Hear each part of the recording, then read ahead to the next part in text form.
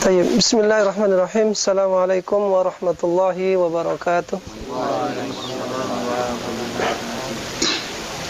Alhamdulillahilladzi hadana lihada wa ma kunna linahtadiya laula an hadana Allah. Walhamdulillahilladzi arsala rasulahu bil huda wa dinil haqq liyudhhirahu 'ala ad-dini kullihi wa kafa billahi shahida. Asyhadu an la ilaha illallah wahdahu la syarika lah wa asyhadu anna Muhammadan abduhu wa rasuluhu la nabiyya ba'dah. Allahumma salli fasallim ala habibina wa syafi'ina wa qudwatina wa maulana Muhammad ibni Abdillah wa ala alihi wa ashabihi wa mawala fa amma ba'du. Teman-teman sekalian yang dirahmati Allah SWT, alhamdulillah pada sore hari ini kembali kita berkumpul dalam rangka tarqiyatul ma'nawiyah kita, terus melakukan upaya mengupgrade, menambah ya pengetahuan yang selama ini sudah kita dapatkan dari orang tua kita, pendahulu kita, untuk terus melakukan ya upgrading lah ya, supaya tidak terjadi kemandekan ya, supaya terjadi dinamisasi yang bagus dalam kehidupan kita, terutama dalam kehidupan beragama kita, sehingga dapat satu pemahaman dan perilaku keberagamaan yang baik tentunya.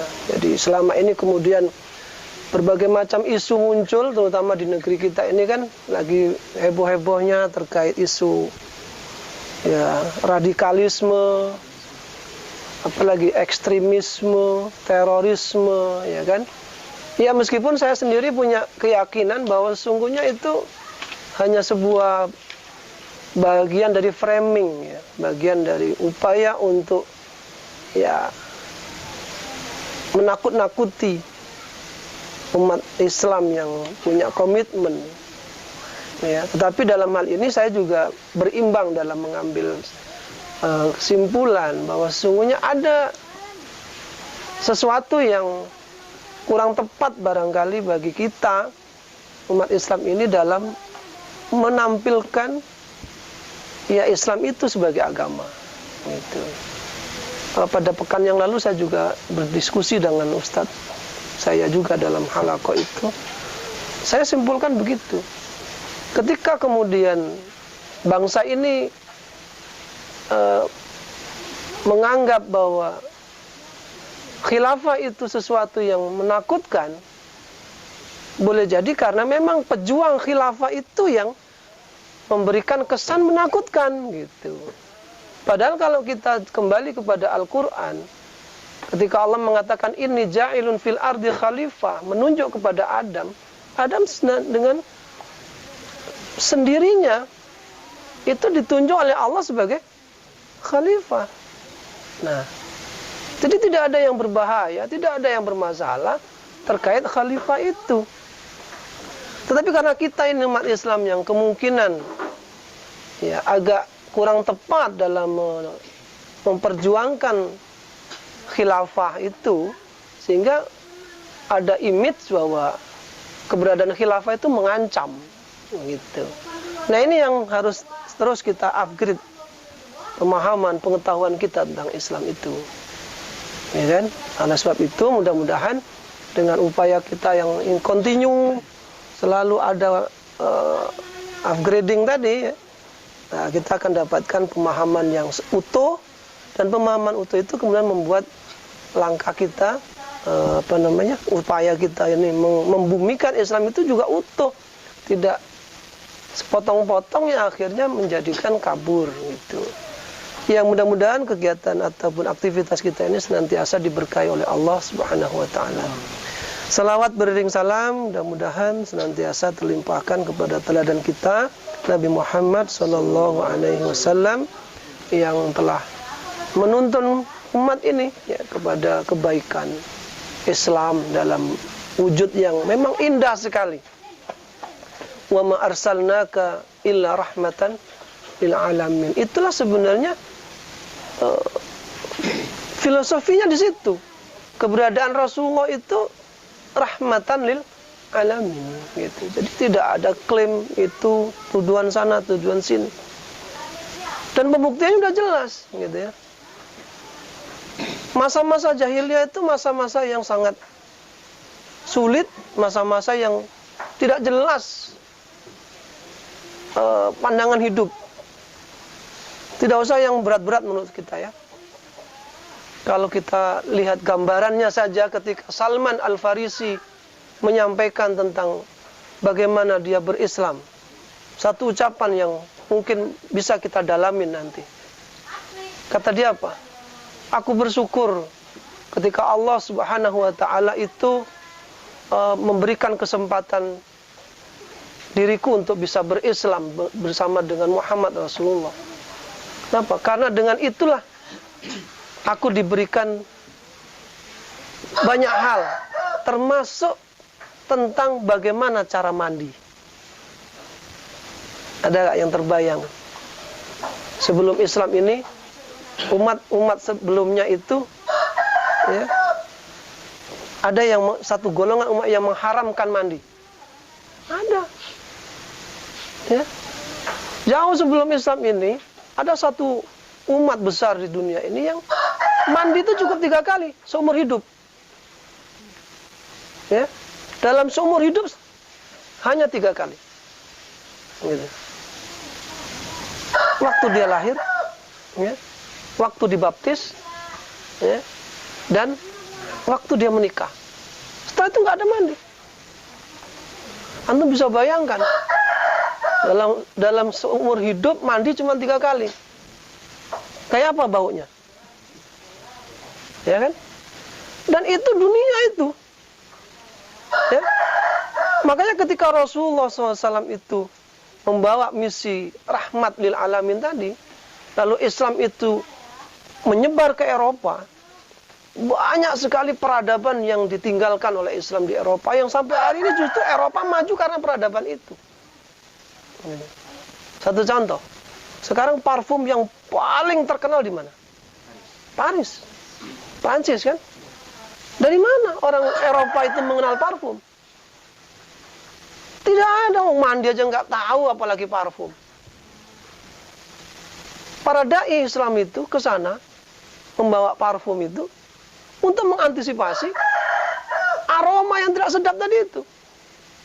Makanya kemudian sekarang hari ini dan Prancis, Paris terkenal dengan parfumnya itu kan, ya kan, parfum paling mahal itu sebenarnya ilmu peradabannya itu dibawa oleh para dai muslim itu, utusan Rasulullah itu. Kira-kira begitulah gambarannya Islam itu jauh sebelum ini. Atau kalau tidak begini, yang paling simpel juga. Kalau kita baca sejarah sepatu hak tinggi, high heel itu, apa itu masalahnya? Filosofinya apa? Dari mana? Kenapa orang Eropa itu kemudian mengenakan sepatu hak tinggi? Ada yang pernah baca? Ya, jadi pada masa itu London itu di Inggris, berarti ibu kota Inggris sekarang ini. Ibu kota Inggris, London itu, di mana-mana tempat itu adalah penuh dengan kotoran binatang. Tidak ada kebersihan sama sekali. Maka untuk menghindari dari hal itulah, kemudian mereka para orang-orang yang ini itu berupaya supaya terhindar dari najis itu, pakailah sepatu hak tinggi, gitu. Sehingga kemudian sekarang jadi tren bisnis yang luar biasa kan. Nah itu peradaban yang ditinggalkan, yang lahir dari orang-orang Muslim, gitu. Nah oleh sebab itu, ya ketika kemudian adanya keteraturan hidup, ya, dari mulai mandi dan sebagainya, sebenarnya itu adalah bawaan dari Islam yang kalau kita pikir mungkin karena kita hidupnya sudah seperti inilah kan, sehingga seolah-olah itu bukan bagian dari ilmu. Padahal jauh sebelum ini orang nggak kenal cara mandi itu. Dan itu diungkapkan oleh Salman Al-Farisi. Salman Al-Farisi ini bukan orang sembarangan. Salman Al-Farisi ini adalah anak pembesar Persia. Iya, pembesar Persia, gitu. Pembesar Yunani. Ya. Anak pembesar saja mandi nggak kenal. Gimana dengan anak rakyat biasa? Gitu. Nah, kesaksian ini yang barangkali yang tadi saya sampaikan, ya itu jadi gambaran, perlu didalamin Islam itu sejauh itu. Oleh sebab itu, ikhwah sekalian yang dirahmati Allah SWT, sore ini juga Anda mau menyampaikan, ya, hajatul insan ila rasul. Jadi apa itu hajatul insan? Ya, kebutuhan manusia akan adanya rasul. Ya, kita ini kebetulan momennya adalah ya di bulan Rabiul Awal, ya. Gitu. Meskipun nanti kalau antum belajar lebih jauh, mendalami lagi ilmu sejarah, apa benar Rasulullah itu lahir di Rabiul Awal? Nah, itu silakan. Debatnya belum memang, tapi itulah sejarah, ya. Semua bisa terjadi. Tapi udah sampai hari ini yang terjadi perdebatan itu kan sampai ada yang bilang dalam sejarah yang satunya Rasulullah itu lahir di tanggal 8, ada yang di tanggal 5, ya kan? Dan Rabiul Awal atau di bulan lain. Nah, itu tidak masalah. Tapi secara umum jumhur dalam ini sepakat para ulama itu yang mendekati paling tidak kebenaran itu ada pada 12 Rabiul Awal. Tetapi untuk sampai ke 12 Rabiul Awal ini kan butuh penelitian tuh. Nah, penelitian udah panjang, para ulama itu mengadakan penelitian. Nah, sebelum mendapatkan kesimpulan 12 itu banyak itu nanti kalau antum baca sejarah, buku-buku literasi yang berkembang, nggak apa-apa, baca aja.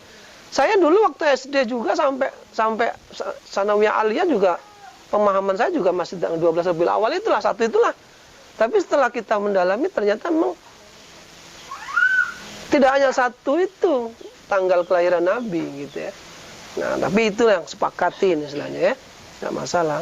Itu sejarah perlu digali, gitu ya. Kalaupun nanti ada banyak khazanah, wacananya nggak apa-apa, menambah wawasan kita kan gitu.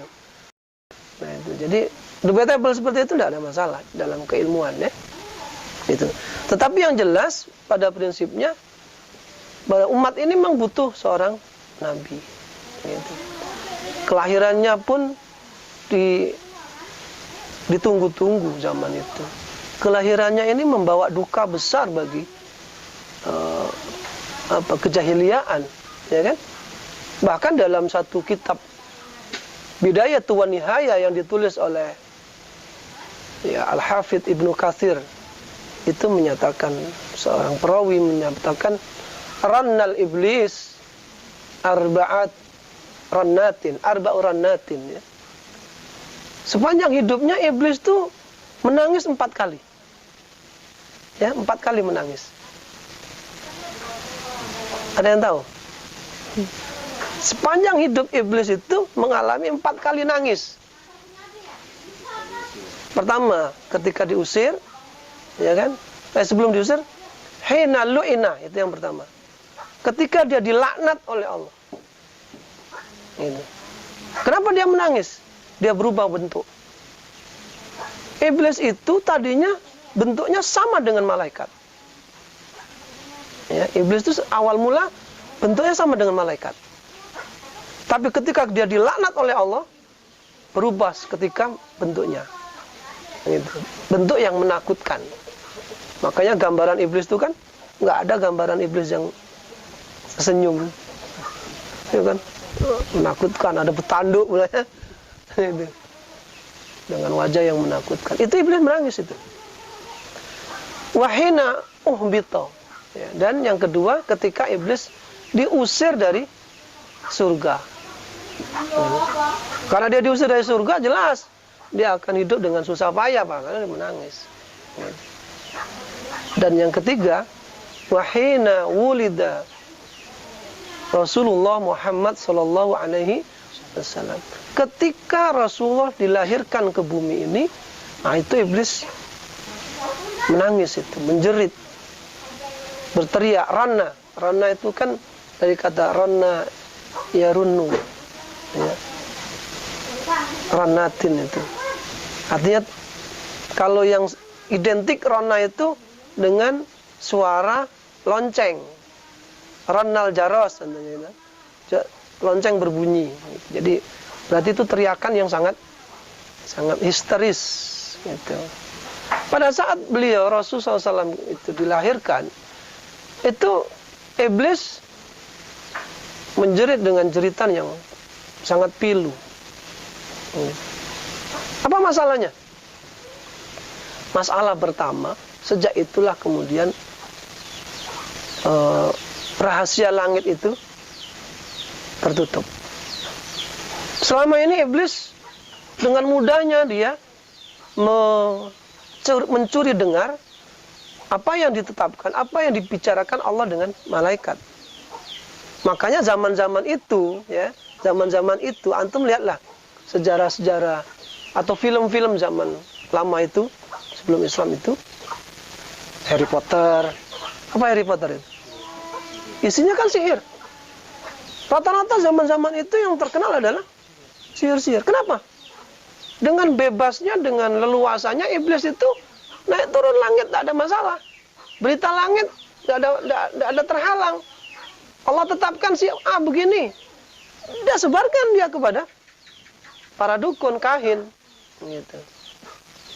Ketika Allah tetapkan si A, si B begini, ada beritanya itu dari di langit, dibahas oleh malaikat, oleh Allah dengan malaikat, dicuri oleh iblis, disampaikan kepada dukun. Maka zaman itu, zaman perdukunan, ya memang biasa, gitu. Dan lumrah, wajar, dan akan menyebar ke seluruh dunia ini. Karena iblis masih leluasa mencuri dengar ketetapan Allah untuk alam semesta ini, gitu. Tetapi begitu Rasulullah dilahirkan, yang pertama kali itu langit ditutup. Iblis tidak bisa lagi naik mencuri dengar berita itu. Maka sejak itu pula perdukunan sudah mulai tidak tenar, gitu. Tidak jarang dukun itu salah tebak. Kenapa salah tebak? Ya, iblis itu ketika dia masih bisa nguping sekarang ini, tapi hasilnya tidak akurat, tidak seakurat zaman itu. Kenapa? Karena prosesnya sekarang, kalau dalam hadis itu saya baca itu, bahwasanya pasukannya itu bersusun seperti ini, sebagaimana susunan pisang kata dalam hadis itu. Sampailah ke langit sana, gitu. Nah, tidak jarang kemudian Allah sudah pasang yang kedua itu, yaitu panah-panah dari api itu. Maka yang pertama itu mungkin ada yang sudah mendengar berita itu, tapi untuk menyampaikan mata rantainya itu terputus. Nah, itu seringkali kemudian iblis yang paling bawah. Kalau antum belajar mainan berita berantai itu, ada di TV berita berantai kan? Nah, yang terakhir itu memberitakan kadang-kadang salah baca, gitu kan?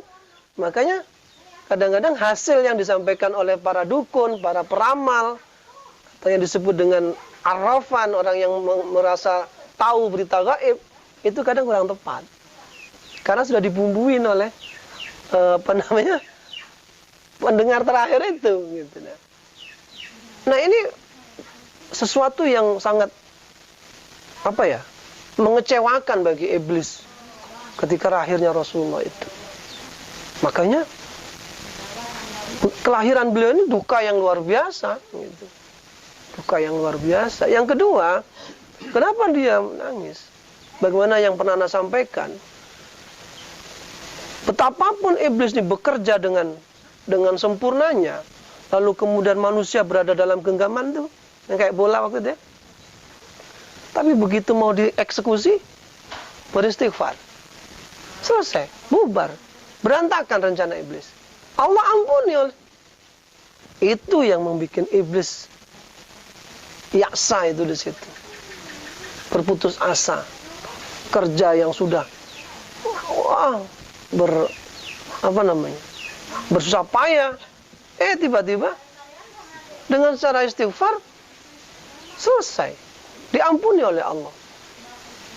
Nah, disinilah iblis itu sangat berduka sekali ketika kelahiran Rasulullah Muhammad SAW. Paling tidak dua itu sudah menjadikan sesuatu yang sangat memukul bagi iblis. Makanya dia menjerit, menangis ketakutan itu.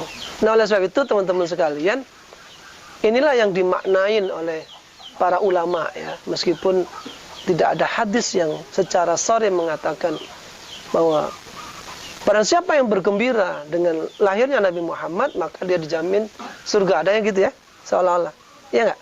Saya pun belum menemukan hadis itu. Tapi intinya, kesimpulan inilah yang kemudian disimpulkan oleh para ulama. Gitu. Lalu, adakah kira-kira hadis atau ayat yang menguatkan hal itu? Ada. Ya kan? Ketika Allah mengatakan dalam firman-Nya itu, Qul bifadlillahi, ya, wa birahmati falyafrahu. Ya kan? Ya, katakanlah bifadlillah. Ya, dengan apa namanya? Fadilah Allah atau apa itu? Keutamaan dari Allah, ya kan? Gitu. Wa birahmatihi falyafrahu. Gitu. Dan dengan rahmatnya maka bergembiralah. Gitu. Bergembiralah. Fadlullah wa birahmati itu banyak tafsir mengatakan al ilmu wal hidayah dari Allah. Dengan ilmu dan hidayah dari Allah yang datang kepadamu, maka kamu bergembiralah. Siapa yang membawa hidayah itu?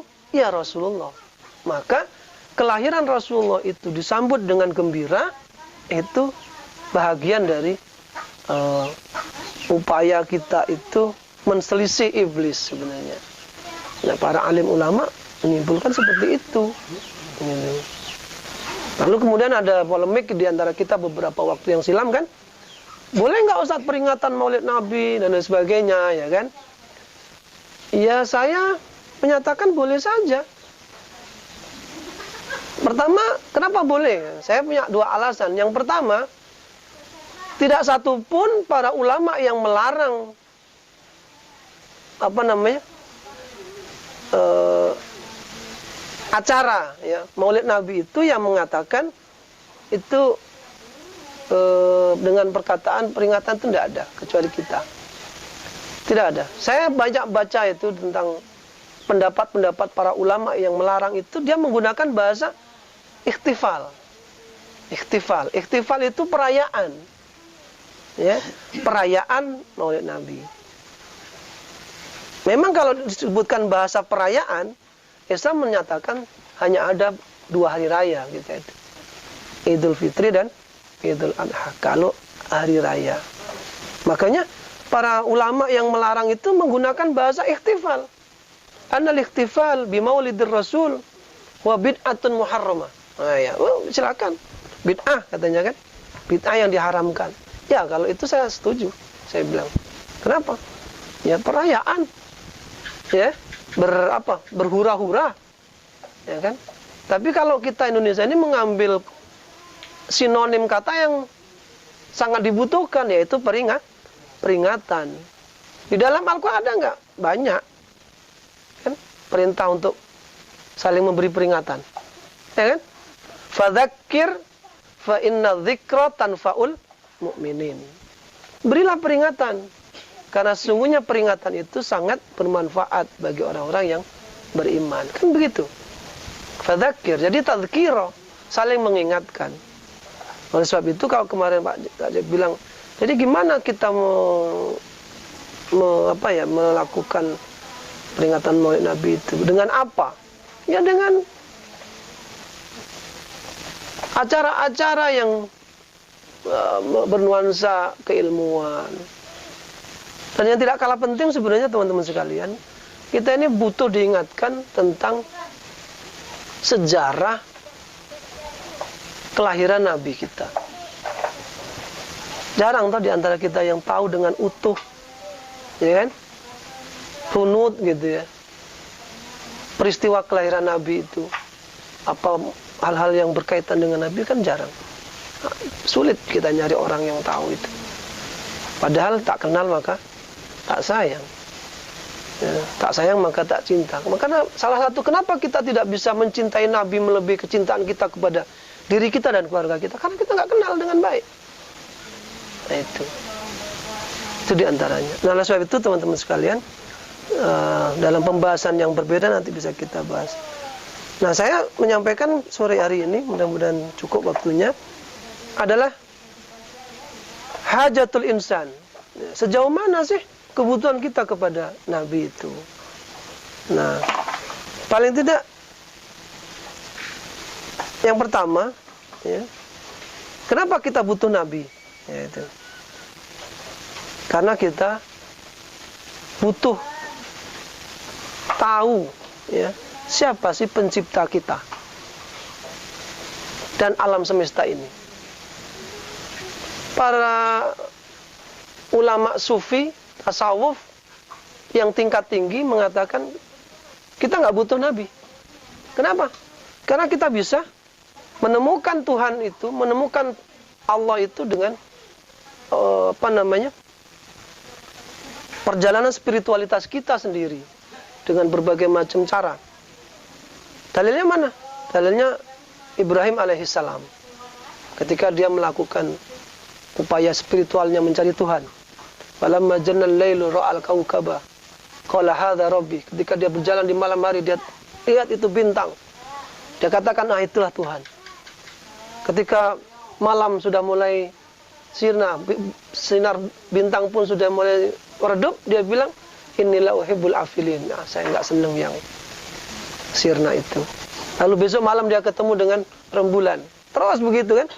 Itulah perjalanan spiritual Ibrahim mencari Tuhan. Pertanyaan saya, masalahnya adalah berapa umur kita yang di space oleh Allah itu. Kalau Ibrahim dengan dirinya kalau mencari Tuhan sampai dia bisa ketemu, berapa puluh tahun dia sampai simpulkan bahwa Tuhan itu adalah pencipta bintang, bulan dan matahari itu. Berapa puluh tahun dia bisa menyimpulkan itu. Nggak masalah. Karena usia Ibrahim juga ratusan tahun. Nah, kita satu. Yang kedua, ada nggak kita ini kemudian punya konsen gitu ya, di antara manusia ini mencari keberadaan Tuhan. Orang udah jelas-jelas dikasih tahu aja kadang masih membangkang. Nah, oleh sebab itu pencarian Tuhan atau penemuan keberadaan akan Khalik, pencipta ini dibutuhkan penunjuk jalan. Nah, tidak ada penunjuk jalan yang paling tepat itu kecuali seorang Rasul. Nah, Rasul terakhir itu adalah Nabi Muhammad SAW. Gitu. Itu yang pertama tentang hajatul insan. Kebutuhan manusia akan adanya Nabi, adanya Rasul Muhammad SAW. Yang kedua, ibadatul Khalik. Kita ini manusia butuh pengabdian kepada pencipta. Nah, tidak ada yang paling tahu bagaimana tata cara pengabdian kepada sang pencipta itu kecuali Rasul. Adapun kemudian ada orang bisa menciptakan metodologi ibadah, ya kan? Bagaimana cara mengabdikan diri kepada Tuhan, ya. Kalau itu tidak tepat, ya nggak akan diterima oleh Allah. Nah, oleh sebab itu Allah hanya mewahyukan, memberitahukan tata cara pengabdian itu kepada nabinya, kepada Rasul. Yang itu yang dilegalitas oleh Allah. Maka kalau tidak sesuai dengan itu, ya Allah nggak akan terima, gitu. Secara logika boleh, ya kan? Boleh. Wudu itu mestinya yang disucikan itu kan yang mengakibatkan adanya najis. Itu kan secara logika. Kenapa orang wudu itu yang dibasuh dulu muka? Kok nggak bagian belakang, anus dulu? Padahal itulah yang sering mengeluarkan najis. Muka nggak pernah mengeluarkan najis. Tetapi inilah tauqif dari Allah. Inilah tata cara bersuci dari Allah. Meskipun secara logika nggak masuk itu. Dan tidak ada yang tahu tentang hal itu kecuali Rasul. Imam Ali karamallahu wajhah pernah mengatakan, andaikan agama ini adalah berdasarkan akal manusia, maka katanya lama sahal khuffaini ala dhahri. Maka tata cara mengusap khuffain itu bahasanya sepatu boot kalau kita. Sepatu yang berlaras panjang, yang susah untuk dilepas, sehingga dia punya konsensus dalam Islam itu boleh tidak dibuka ketika wudhu selama 3 hari. Cukup dibasuh bagian atasnya saja. Kata Imam Ali, kalau berdasarkan akal mestinya yang dibasuh bukan bagian punggung, tapi bagian telapak tangan, telapak kaki, telapaknya khuf itu. Mengapa? Karena inilah yang bersinggungan langsung dengan benda najis gitu. Tapi kenapa yang ini yang dibersihin gitu, nah, yang diusap?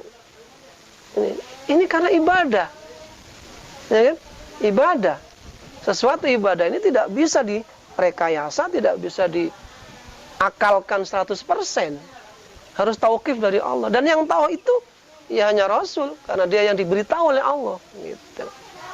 Ini kebutuhan kita yang kedua. Yang ketiga, al-hayatul munadzama. Ya. Kebutuhan yang ketiga adalah tata kelola kehidupan yang teratur tadi. Nah, kan? Ini tadi saya di awal mukadimah saya ceritakan bagaimana cara mengelola hidup ini supaya teratur baik. Dan itu hanya muncul dari Islam yang dibawa oleh Rasul Muhammad SAW. Bagaimana cara tidur yang baik. Tidur aja kok. Udah biasa aja tidur asal, yang penting tergeletak ngorok sudah. Ternyata kan ada sisi-sisi yang perlu diperhatikan agar tidur kita ini berkualitas. Gitu. Maka ikuti tuntunannya. Kenapa kita harus berdoa dulu? Bahkan sebelum itu berwudu dulu. Itulah tuntunannya.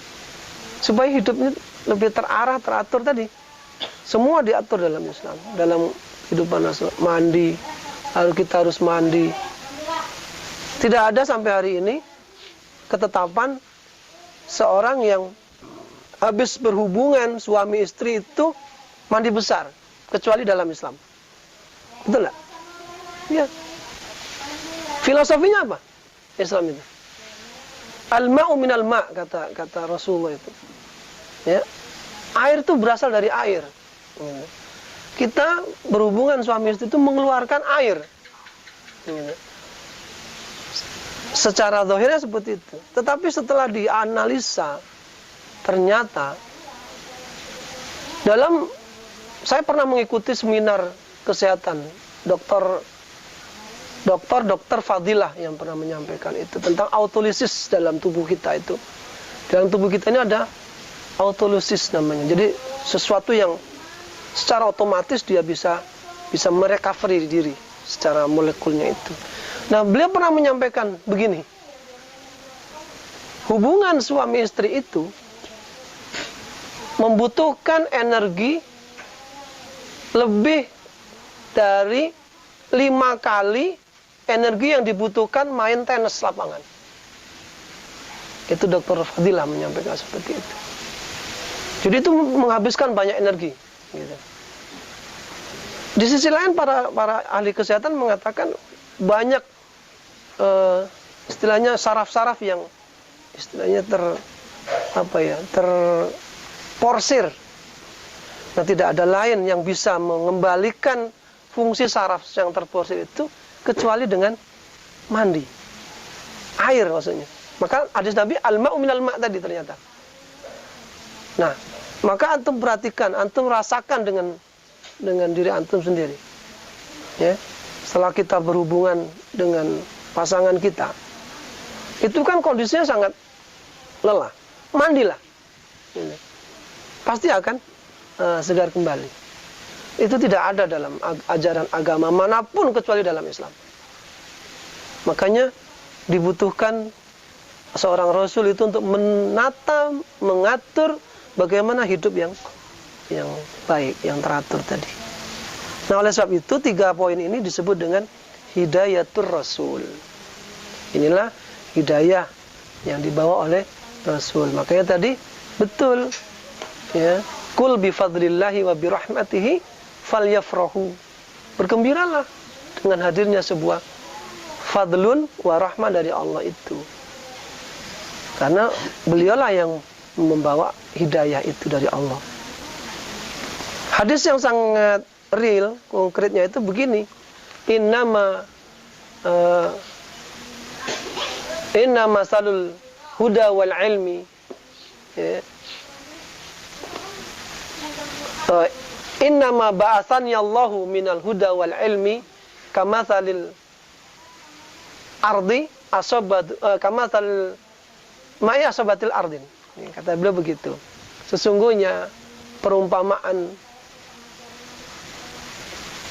diutusnya aku di muka bumi ini dengan membawa al-huda wal ilm, dengan membawa petunjuk dan ilmu itu bagaikan hujan yang menimpa bumi, gitu.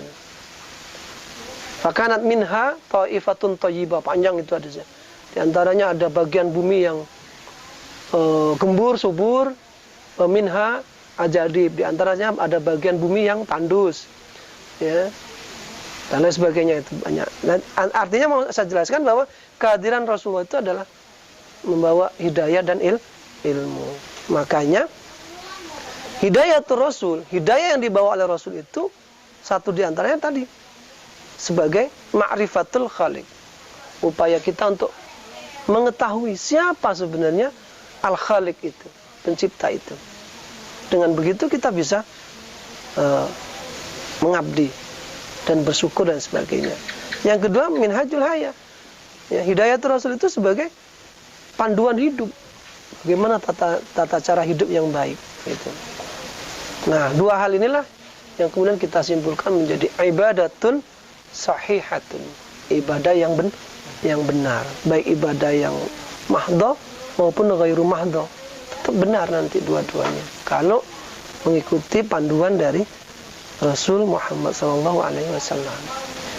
Nah, itu teman-teman sekalian terkait dengan hajatuna nahwa Rasul, kebutuhan kita akan adanya seorang Nabi. Ya, mudah-mudahan ada manfaatnya, dan saya akhiri billahi taufiq wal hidayah. Assalamualaikum warahmatullahi wabarakatuh.